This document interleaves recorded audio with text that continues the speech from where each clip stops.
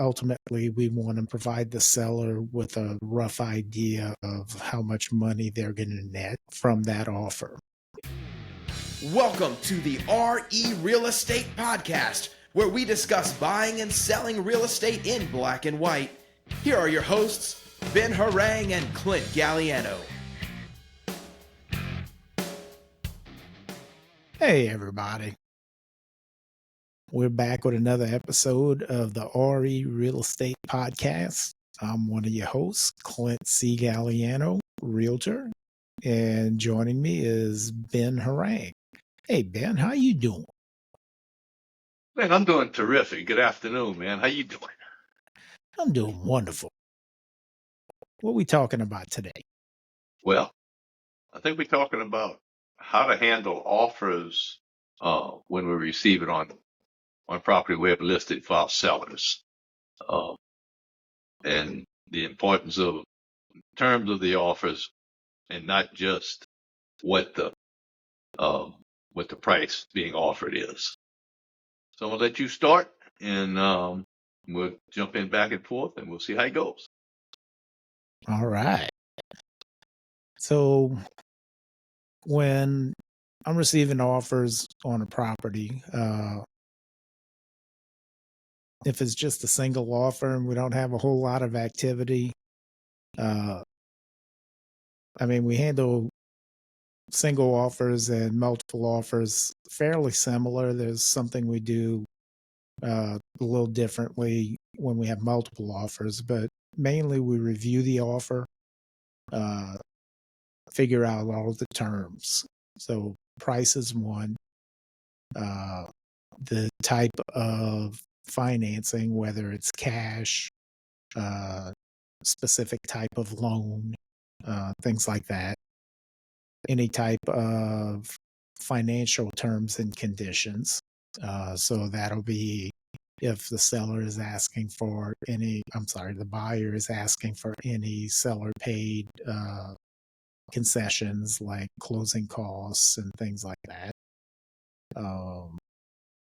The other things we look at is any additional terms and conditions. So that would be termite inspections, specific things that they may want to add in, like inspecting the sewage treatment plant or septic tank. Those are usually handled by an addendum. Another thing would be the inspection period. The other thing, and this is actually almost upfront on the purchase agreement, would be what other additional items that are not considered part of the purchase, but are asked to remain with the house. So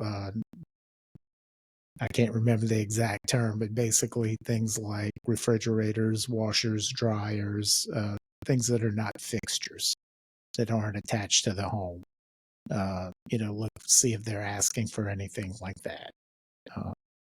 And so those are some of the main things we look at.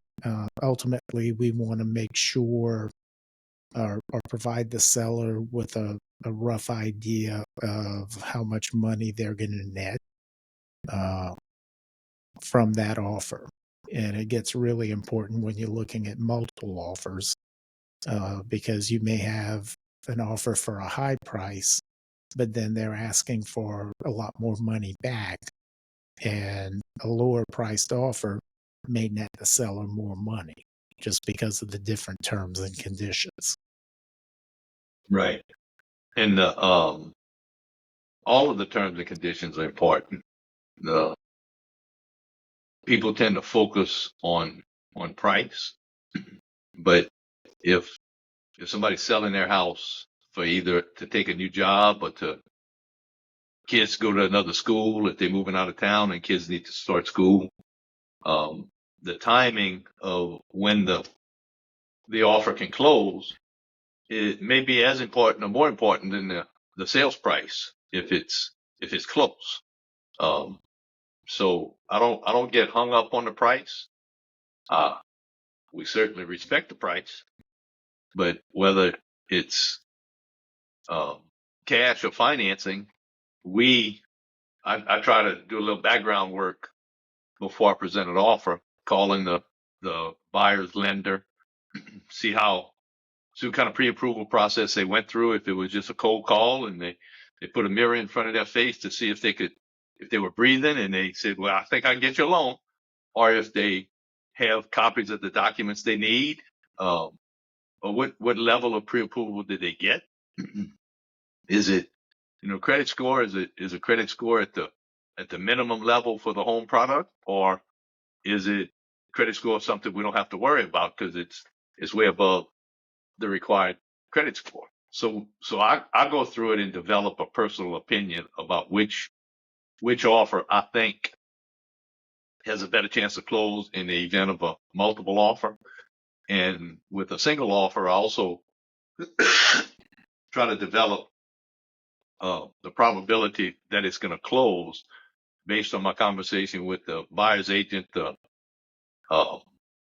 lender, just to kind of get a gut feeling. There's nothing perfect. It's not guaranteed, but if the buyer's well qualified, the listing agent is, the buyer's agent is on top of it, and they seem to know what they're doing, we have a better chance of closing something like that than the buyer's agent says, I don't know how we're going to get this closed. We're at the bottom of the credit score. We're trying to get this 620 and they're at 600, and it's they don't have any money in the bank, and they need everything paid for. And I take all of that into consideration, and I don't make the decision, but I share with my client what the likelihood of a good outcome is. And give them the pros and cons. Yeah, and let them make the decision. So, but at the end of the day, we develop, however we do it individually, we develop a professional opinion about what we think, what's good about the offer, what's not, and what's the chances of it actually closing. Because if it doesn't close, it doesn't matter what the offer was. An offer could be $100,000 more than you want. If we can't close it, it doesn't matter. Right. Or another one that I've seen is where, and this is for a multiple offer situation, where we'll get 2 or 3 offers, and a couple of them will be right around list price, and one will be $10,000 or $15,000 over, but then asking for $11,000 in closing costs. Mm-hmm. And it's like, all right, that person doesn't have any cash reserves, and they're offering way over and hoping that we'll accept it based on the offer price, and then be stuck because we're already well into the process when the home doesn't appraise for that amount. Mm-hmm. And that would have to accept and come down on the price. Right. What we don't want to do is let a qualified buyer go and pick a problem buyer that is going to struggle to close. Because those conversations to have with the seller are not fun. I mean, you take it to an extreme, but we accept an offer because it's the only one we have. The buyer struggles. Buyer wants occupancy the day we close. So the sellers with 3 kids do everything they need to do to get out of the house. And they're out of the house. They rented a house, or they're on their way across country or whatever. And we get a phone call. Well, we can't close. Buyer doesn't have any money. Like, no, that's not acceptable. Those conversations should never happen. They do, but you need to do everything. We need to do everything in our power to make sure that doesn't happen. Because now those people are really in a bind. The ones that moved out and thought they were moving on with their life because we were closed at 10 o'clock tomorrow morning. Because the lender said we're going to close at 10 o'clock tomorrow morning. And that is the value of a local lender. I'm going to get on a soapbox here for a minute, Clint, about that. I've had that happen once or twice to me, and it was never a local lender that did it. It was an online lender I'm not gonna give anybody a name, but it's an online lender only. Don't know where they're located. I can't talk to anybody. They don't answer the phone. They don't uh, respond to emails, and they just tell us no the day we're supposed to close, or the day before we're supposed to close. Wow. A local lender, there's somebody I know. I can go to their office. We can sit down. They have to look me in the face and tell me what happened. They probably are not gonna be in a position to do that anyway because they don't lie to me.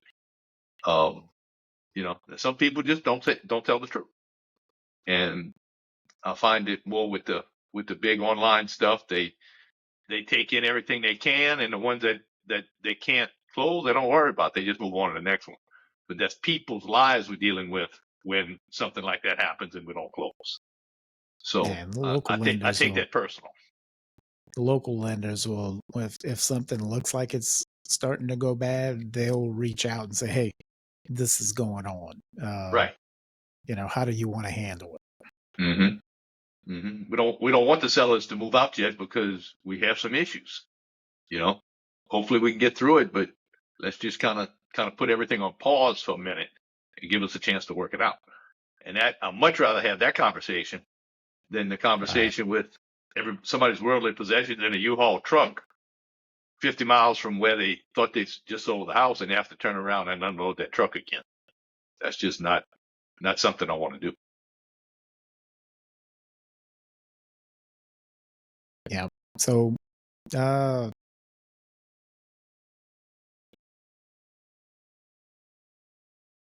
ultimately, we try and develop the best offers for the sellers, and go through and demonstrate to the sellers what we feel is the best offer.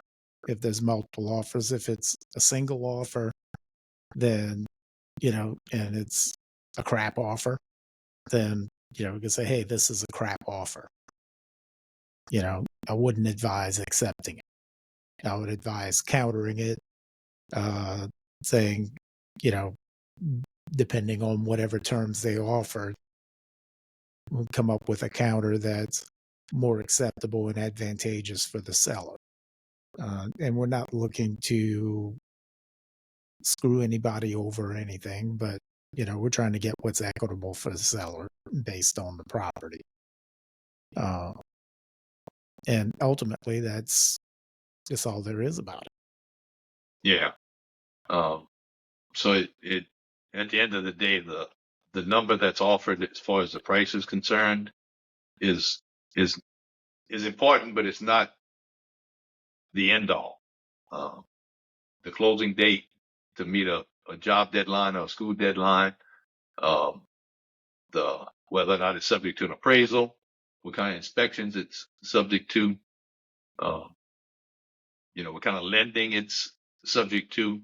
All of those things play a factor in the quality of the offer.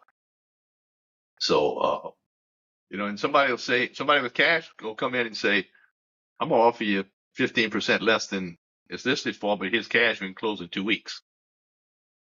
I don't summarily dismiss that.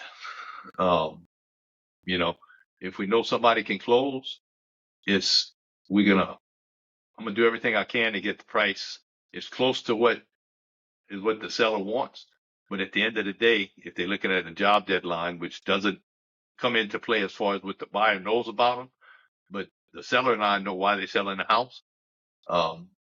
They might, instead of 15%, they might take, 390 instead of 400, or 375 instead of 390, to get the deal done, and they can move on with their life.